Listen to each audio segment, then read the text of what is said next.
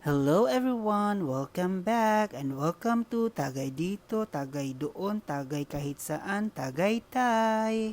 Paglapag namin sa airport ay sinundo kami ng mga kaibigan namin papunta sa kanila. 2:00 ng madaling araw ang flight namin Cebu papuntang Manila. Kaya after ng breakfast, nag-power nap muna kami saglit. Paggising namin ay naghanda agad kami papunta dito sa Tagaytay. 100 pesos pa rin ang entrance fee dito sa People's Park in the Sky. At as usual, ito ang pinakagusto ko dito, ang malamig na hangin at magandang view. Naglakad lang kami palabas, pero kanina paakyat ay sumakay kami ng jeep kasi ang hingal. Naabutan kami ng 12:00 ng tanghali dito. At medyo gutom na daw sila. Napagpasyahan namin sa Twin Lakes na lang mag-lunch. Medyo natagalan pa kaming maghanap ng kainan dito sa Twin Lakes. Kasi maraming choices at dahil sa picture taking. Ang dami naman kasing Instagrammable na area dito sa likod. Okay lang naman daw late kumain basta nakapag picture lang.